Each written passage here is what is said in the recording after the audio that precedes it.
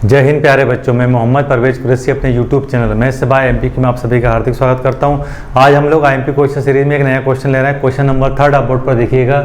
हमको non homogeneous equation का question दिया है, साथ में राइट हैंड साइड पे वाला जो पोर्शन है वो जीरो नहीं है। तो जब राइट हैंड साइड में जीरो नहीं होता है तो आप अच्छी तरीके से जानते हैं कि हम CF और PI दोनों निकालते हैं। जब हम CF और PI को ऐड कर देते हैं तो हमारा सॉल्यूशन आ जाता है।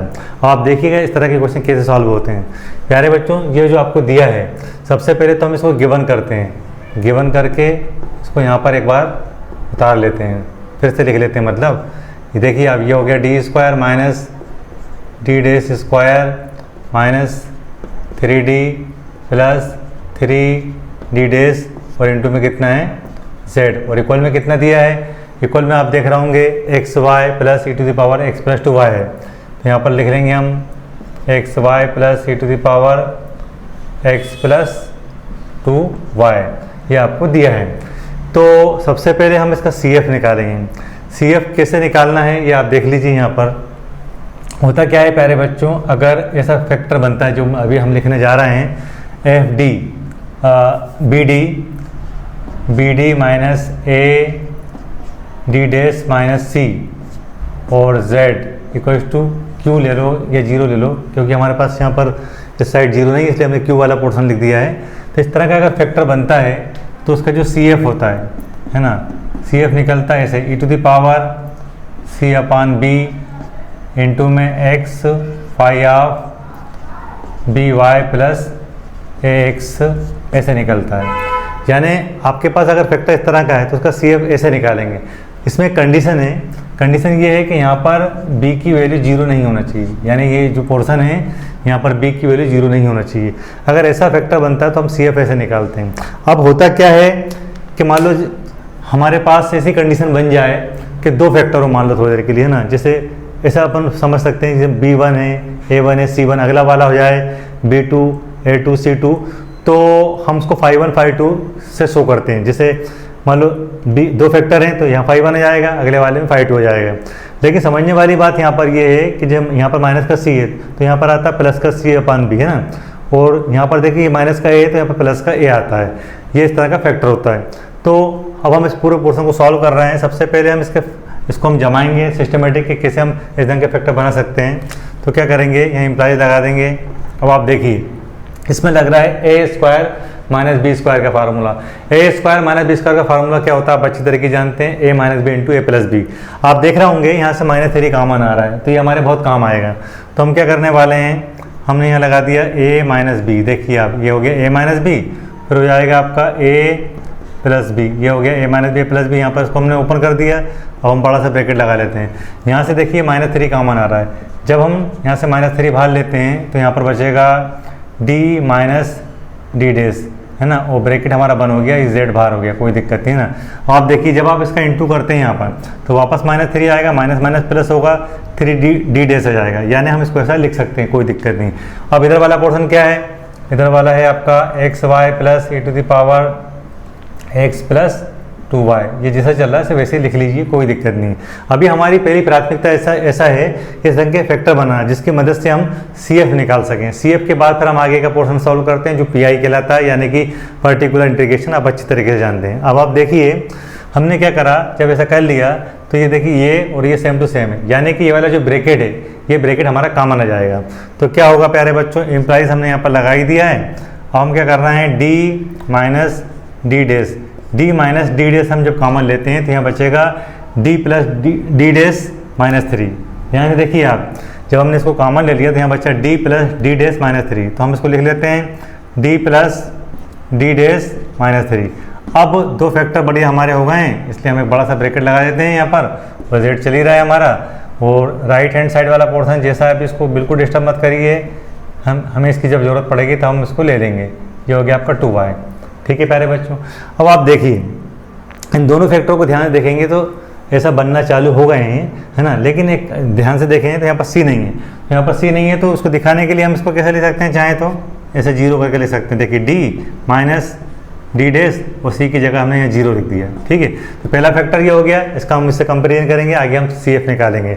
अब दूसरा फैक्टर जैसा है वैसे के वैसे लिख लेते हैं। ये हो जाएगा D प्लस डी डेस माइनस 3 और इनटू में z चल ही रहा है, ये हो जाएगा आपका x Y plus e to the power x plus 2y, ये हो गया। अब समय आ गया है कि ये जो फार्मूला हमने यहाँ लिखा है, इस तरह के फैक्टर अगर जब बनते हैं तो उसका CF ऐसे निकालते हैं। ये जो फार्मूला लिखा है ये एक जनरल फार्मूला है। अगर हमारे पास दो तरह के फैक्टर हों तो हम phi1 phi2 ऐसे शो कर सकते हैं। बस समझने वाली बात ये है कि यहाँ पर अगर -c है तो यहाँ +c आएगा, और -a है तो यहाँ पर प्लस का a आएगा। तो हम आगे बढ़ते हैं। अब आप देखिएगा इस पूरी इक्वेशन का CF लिखने का समय आ चुका है। तो देयरफॉर कर देंगे हम यहाँ पर, देयरफॉर यानी इसलिए हम CF निकाल रहे हैं। देखिए फिर आएगा e to the power c/b। हम पहले इसके लिए सॉल्व कर रहे हैं, यानी इस पोर्शन को इस पोर्शन से कंपेयर करेंगे। वहाँ पर -c है, यहाँ पर 0 है, c की जगह कितना है 0 है। वहाँ पर देखिए अब माइनस है, यहाँ पर -1 है, तो a की वैल्यू हमारे पास 1 हो गई। b की वहाँ पर d के इंटू में b है, यहाँ पर कितना है 1 है, तो b की वैल्यू हमारी 1 हो गई। तो हम क्या करते हैं c/b, c/b का मतलब क्या हुआ 0/1 इंटू में कितना आएगा x आ जाएगा। अब ये वाला फैक्टर पहला वाला ले रहे हैं इसलिए यहाँ पर 5 आएगा। अब देखिए बी वाई, तो बी तो हमारा 1 था इसलिए लिखेंगे नहीं, वाई अपनी जगह पर है। अब ए, अब हम कंपेयर जब हम करते हैं इस -a का इस -1 से, तो a की वैल्यू हमारी 1 ही आ रही है। तो इसका मतलब क्या होगा, यहाँ पर हो जाएगा y + x हो गया। फिर अब इस वाले पोर्शन का, यानी इस वाले पोर्शन का हम किससे कंपेयर करेंगे, इससे करेंगे। फिर से हम इससे कंपेयर करेंगे, ठीक है। तो आप देखेंगे यहाँ पर, वहाँ पर -c है, यहाँ पर -3, यानी c की वैल्यू हमारी 3 हो गई। वहाँ पर -a है, यहाँ पर प्लस का 1 है, तो यानी a की वैल्यू हमारी -1 हो गई। और वहाँ पर b है, तो b की वैल्यू यहाँ पर आप देखिए d के इंटू में 1 है, तो b की वैल्यू हमारे पास 1 हो गई। तो क्या हो जाएगा, ये हो जाएगा e to the power c/b, यानी कि ये हो जाएगा प्लस का, है ना, 3/1 और इंटू में कितना जाएगा x आ जाएगा। यहाँ पर आ जाएगा आपका 5/2। समझ पा रहे हैं आप, -c का -3 से कंपेयर करा तो प्लस का 3 हो गया, और एक की जगह हमारे पास यहाँ पर कितना है -1। ये बात आप बिल्कुल नहीं भूलिएगा, क्योंकि यहाँ पर फार्मूले में -a होता है, और हम जब कंपेयर करेंगे तो a की वैल्यू -1 आएगी। फिलहाल अब हम क्या करते हैं, b तो हमारा अभी 1 है, तो हमने y लिख दिया, कोई दिक्कत नहीं। लेकिन a की वैल्यू हमारे पास जो है यहाँ पर -1 है, तो यहाँ कितना हो जाएगा, यहाँ आएगा -x। ठीक है प्यारे बच्चों, अब आप अच्छी तरह की जानते हैं e टू द पावर 0 हो जाएगा। तो e टू द पावर किसी की भी पावर 0 होती है, उसकी वैल्यू 1 होती है, इसलिए हम इस पोर्शन को नहीं लिखेंगे, क्योंकि e टू द पावर 0 की वैल्यू 1 हो जाएगी। अब 3/1 का मतलब आप जानते हैं 3x होता है, इसलिए हम इसको 3x लिख देंगे प्यारे बच्चों। तो ये हो गया आपका CF, ये हो गया हमारा CF। तो ये हो जाएगा आपका 5/1, ये हो जाएगा y + x, और आप देख पा रहे होंगे e टू द पावर यहाँ हो गया 3x, और ये हो गया 5/2, ये हो गया हमारा y - x। तो ये हमारा CF आ चुका है। अब इस तरह के सवालों में होता क्या है प्यारे बच्चों, जब राइट हैंड साइड में 0 नहीं होता है, देखिए जैसे कि नहीं है यहाँ पर, तो हम यहाँ पर PI निकालेंगे। PI का फुल फॉर्म होता है पर्टिकुलर इंटीग्रेशन, यानी कि विशेष समाकल। अब हम इसको कैसे निकालते हैं, अब अभी बोर्ड पे देखिएगा। तो जैसा कि आपने देखा हमने CF निकाला, CF हमारा ये आ चुका है। अब हम PI निकालने जा रहे हैं, तो यहाँ पर हम लिख देंगे नाव, यहाँ लिख देंगे नाव, और यहाँ लिख देंगे PI मतलब पर्टिकुलर इंटीग्रेशन। इसका फार्मूला होता है 1/f(d), और इंटू में आता है यहाँ पर Q, और Q की जगह पर हमारे पास ये पूरा पोर्शन ये वाला, ठीक है, वो भी 2 भागों में दिया, क्योंकि बीच में प्लस है ना। तो हम क्या करेंगे, f(d) का मतलब समझते हैं पहले, f(d), का। तो f(d), ये जो होते हैं ना, ये पूरा सिस्टम, या यूँ कह लो कि जो फैक्टर निकाले थे हमने, ये फैक्टर यही हमारा f(d), होता है। तो हम क्या करेंगे, यहाँ पर लिख देंगे d - d'। ये देखिए आप, f(d), का मतलब यही वाले फैक्टर होते हैं। तो d - d' लिख दिया। अब आएगा d + d', यहाँ पर आएगा d + d' और -3। आप देख पा रहे होंगे यहाँ पर ये -3 है ना। अब बात आती है q की, तो q क्या है हमारा, q है हमारा xy + e to the power x + 2y, ये हमारा q है। अब आप देखिए इस पूरे सिस्टम का इंटू यहाँ पर भी हो रहा है, और इसका इंटू यहाँ पर भी हो रहा है, बीच में प्लस है, तो यानी 2 पार्ट बनने वाले हैं यहाँ पर। तो हम क्या करेंगे, हम करने वाले ये हैं कि 1/, लिखा अपन ने, ये हो गया d - d', और ये हो गया d + d' - 3, और इंटू में आ गया यहाँ पर x और y, और बीच में है प्लस, बीच में प्लस है तो हम प्लस लगा देते हैं, कोई दिक्कत नहीं।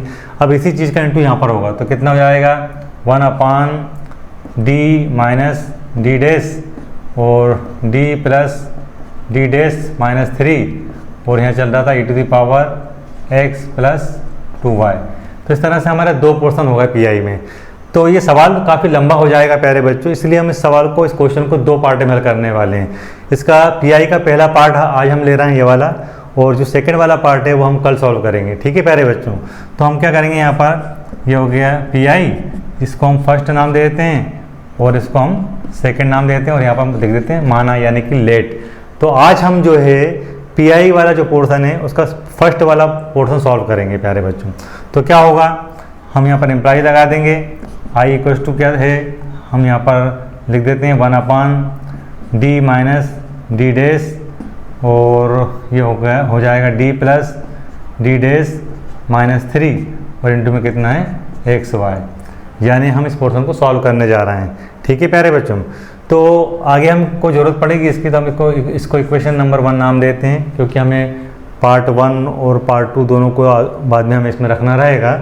तो अब हम इसको सॉल्व करते हैं। सॉल्व करते टाइम आप एक बात नोट करिए यहाँ पर कि यहाँ से हम क्या करने वाले हैं, हम यहाँ से d कॉमन ले लेंगे। ठीक है प्यारे बच्चों, और यहाँ से -3 कॉमन ले लेंगे। तो उससे फ़ायदा ये होगा, एक फार्मूला हमारा बन जाएगा बाइनोमियल थ्योरम का, जिससे हम इस क्वेश्चन को बहुत आसानी से सॉल्व कर पाएंगे प्यारे बच्चों। तो क्या हो जाएगा, यहाँ पर आप देखिए ये 1/, चल रहा है बढ़िया, यहाँ से हमने d बाहर ले लिया, तो बचा कितना 1 माइनस डी डैश अपान डी। देखिए आप, जब हमने d कॉमन ले लिया तो ये वाला d इस d के नीचे जाएगा। अभी जैसा कि हमने बोला था आपसे कि हम यहाँ से -3 कॉमन ले रहे हैं, यानी कि इसको बाहर ले रहे हैं, तो वो जो 3 है वो यहाँ पर भी आ जाएगा। हम यहाँ से -3 बाहर लेते हैं तो क्या हो जाएगा, 1 minus D plus D dash और अपान 3 और इंटू में xy। ठीक है प्यारे बच्चों, अब इस -3 का यहाँ डी में इंटू हो जाएगा, तो ये -3d हो जाएगा, और इन्वर्स फंक्शन से ऊपर जाएंगे तो दोनों में इन्वर्स लग जाएगा, और xy अपना बढ़िया चल ही रहा है, कोई दिक्कत नहीं है। अब हम क्या करेंगे, इस पोर्शन को यहाँ पर सॉल्व करेंगे, आप बोर्ड पर आके देखिएगा। जैसा कि प्यारे बच्चों आपने देखा, हम पीआई को 2 भागों में तोड़ चुके हैं, 2 हमारे पोर्शन हो चुके हैं। हम यहाँ पर पहला वाला पोर्शन सॉल्व कर रहे हैं, और उसको जब हम सॉल्व कर रहे थे तो यहाँ तक हमने स्टेप जमा लिए। अब इसके आगे आपको यहाँ पर इधर बोर्ड पर देखना है। हमने आपको पहले ही बता दिया था, इस -3 का d में इंटू होगा तो -3d हो जाएगा, और ये दोनों चीज़ें ऊपर जाएंगी तो इन्वर्स से लग जाएगा इसमें, क्योंकि इन्वर्स फंक्शन यहाँ पर काम कर रहा है।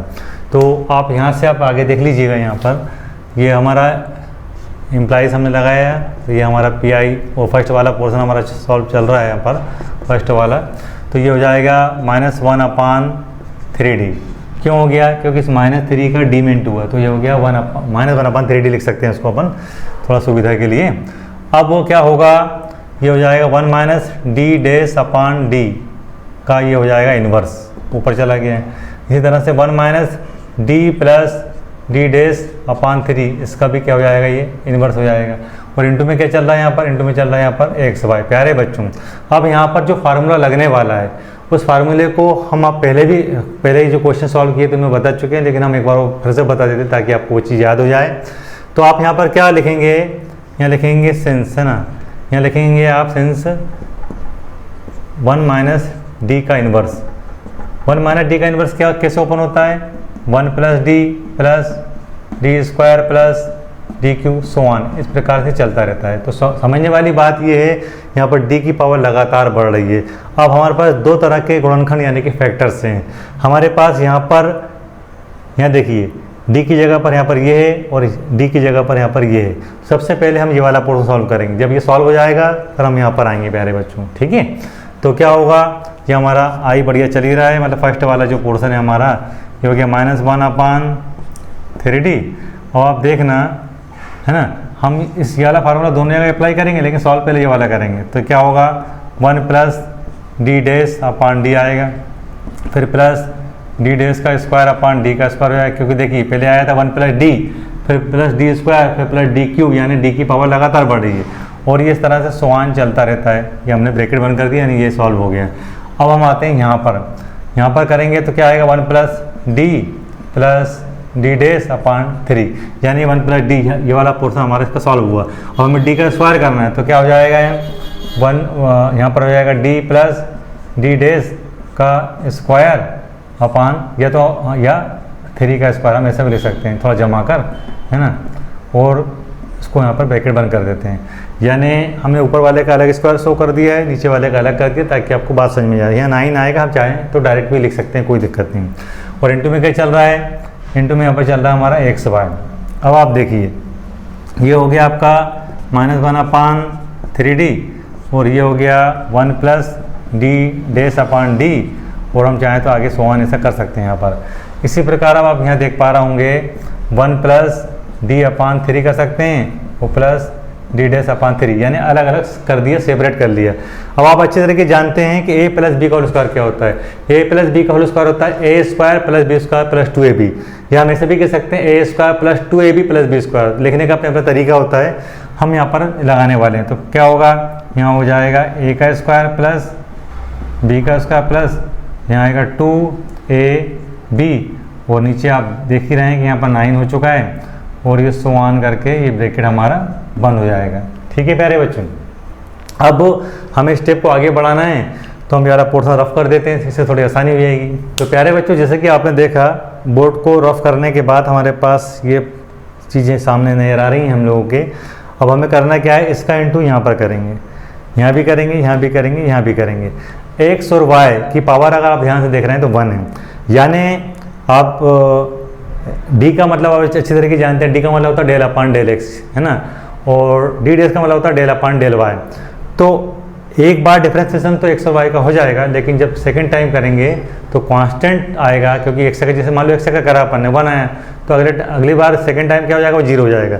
तो हम क्या करने वाले हैं, हम जब इसका इंटू यहाँ पर करेंगे तो ये दोनों ही पोर्शन 0 हो जाएंगे, इसका इंटू यहाँ करेंगे तो भी यहाँ पर दोनों पोर्शन 0 हो जाएंगे, लेकिन यहाँ पर नहीं होंगे, क्योंकि यहाँ पर एक के बाद एक होंगे, क्योंकि पहले y के रिस्पेक्ट में होगा फिर x के रिस्पेक्ट में होगा, इस तरह से यहाँ पर सॉल्व होगा। मैं अभी आपको करके बताता हूँ क्या होगा।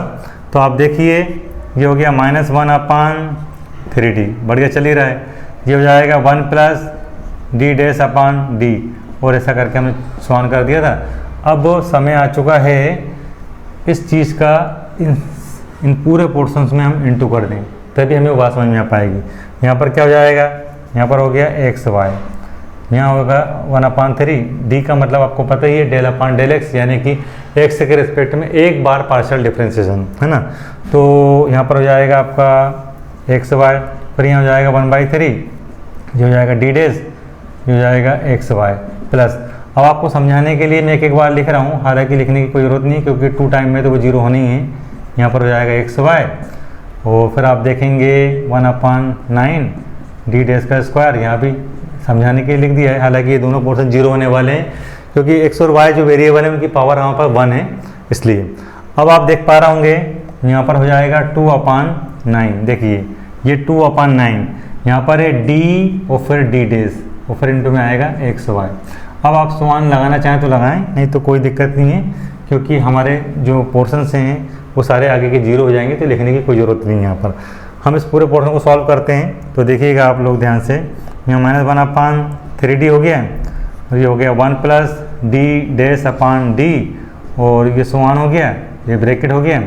अब आप देखेंगे ये हो गया एक्स वाई और अब बात समझिए आप, d का मतलब होता है del/del x, यानी कि x के रिस्पेक्ट में पार्शियल डिफरेंशिएशन करेंगे तो एक बार में 1 आ जाएगा। तो यहाँ पर ये 1 हो गया, तो इसका मतलब बचा कितना 1/3 और इंटू में y।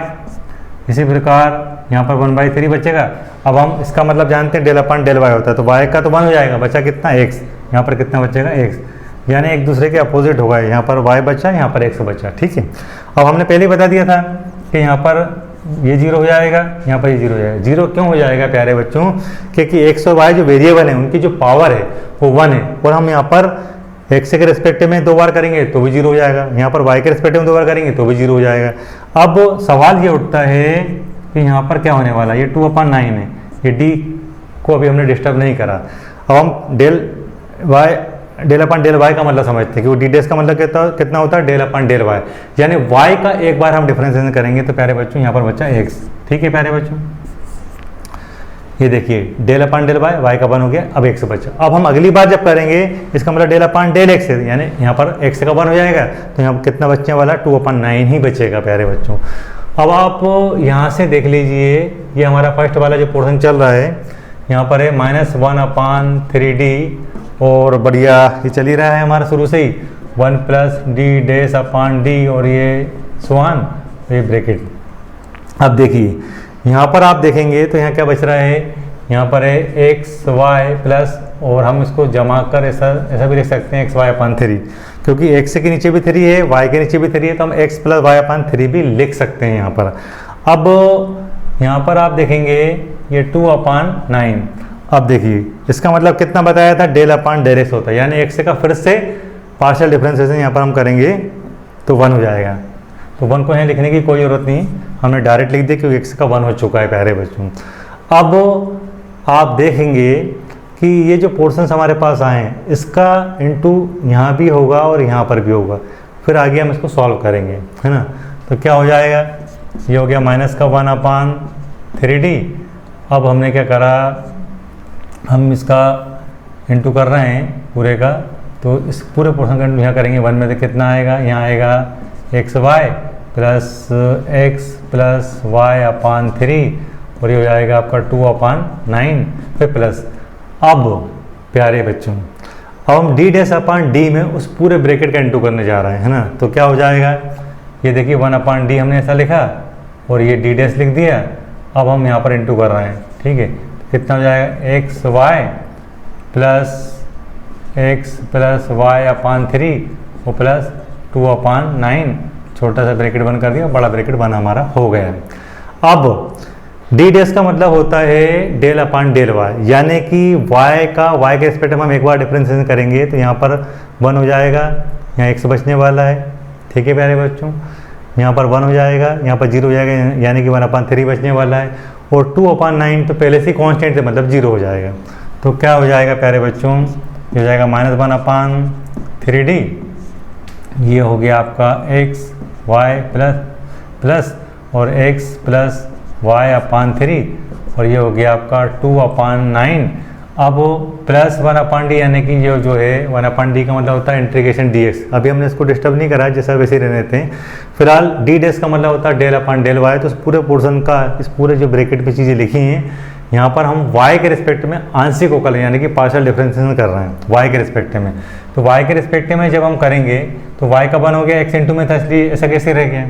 अब आप देखेंगे x का 0 हो जाएगा, y का 1 हो जाएगा, अपान में 3 बचेगा, और ये वाला पोर्शन 0 होना ही था, ठीक है प्यारे बच्चों। इतना आपको उम्मीद है कि समझ में आ रही होगी बात।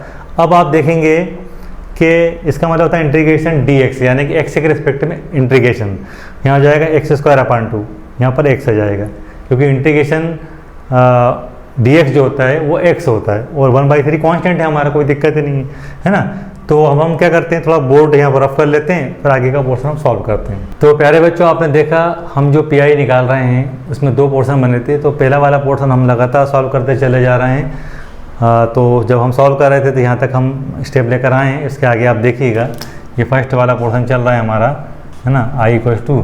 तो यहाँ पर देखेंगे -1 अपान 3D चल रहा है, और ये हो जाएगा आपका एक्स वाई इंटू में plus X plus Y upon 3, और ये हो जाएगा आपका 2 अपान 9। अब अभी हमने बोला था कि इस 1 अपान डी का मतलब होता है इंटीग्रेशन dx, यानी x के रिस्पेक्ट में इंटीग्रेशन। इस पूरे पोर्शन का x के रिस्पेक्ट में इंटीग्रेशन करेंगे अपन, तो प्लस ये है, यहाँ पर जाएगा आपका एक्स स्क्वायर अपान 2, और यहाँ हो जाएगा 1/3, और इंटू में x आ जाएगा, ये ब्रैकेट बंद हो गए, ठीक है प्यारे बच्चों। तो आप देखिए x अपान 3 यहाँ पर है और x अपान 3 यहाँ पर है, यानी कि 2 अपान 3 इंटू एक्स हो जाएगा, यानी 2 टाइम हो जाएगा। x अपान 3 यहाँ पर है, x अपान 3 यहाँ पर है, इसको ऐड कर देंगे तो 2 अपान 3 इंटू एक्स हो जाएगा।